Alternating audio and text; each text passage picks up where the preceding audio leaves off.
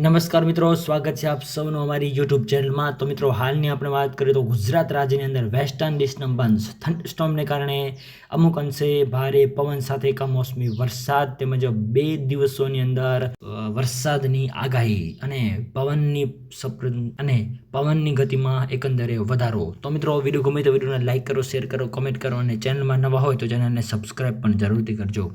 તો મિત્રો, હાલની આપણે વાત કરીએ તો ગુજરાત વેધર ફોરકાસ્ટની તો હવે ગુજરાત રાજ્યની અંદર સિસ્ટમો જોવા મળશે, જેની અંદર વેસ્ટર્ન ડિસ્ટર્બન્સની અસરના ભાગરૂપે કમોસમી વરસાદની હાલ ચેતવણીઓ પણ આપવામાં આવી રહી છે। જેની અંદર આપણે વાત કરીએ તો 26થી લઈને 27-28 તારીખ આસપાસ વાદળછાયા વાતાવરણ સાથે અને પવનની ગતિ સાથે અમુક અંશે કમોસમી વરસાદ જોવા મળી શકશે।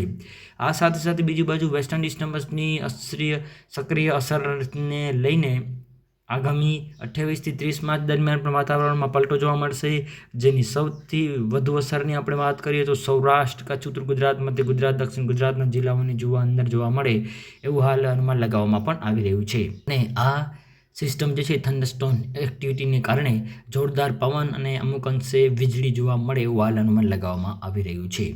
આ સાથે સાથે હવામાનની સૌથી મોટી આગાહી અનુસાર આજથી લઈને આગામી 5 દિવસ સુધી પણ વરસાદની અંદર વાતાવરણમાં પલટો જોવા મળશે અને વરસાદ જોવા મળશે, જેની અંદર ઉત્તર ગુજરાત સહિતના સૌરાષ્ટ્ર, કચ્છના અલગ અલગ ભાગોની અંદર માવઠાનો માર જોવા મળશે અને માર્ચના અંતિમ સપ્તાહથી લઈને કમોસમી વરસાદ જોવા મળી શકે છે। તેમજ 30થી 40 કિલોમીટર પ્રતિ કલાકની ઝડપે વેસ્ટર્ન ડિસ્ટર્બન્સની અસરના ભાગરૂપે પવનની ગતિ પણ જોવા મળશે અને 4થી 10 એપ્રિલ દરમિયાન પણ પવનની ગતિ જોવા મળી શકશે।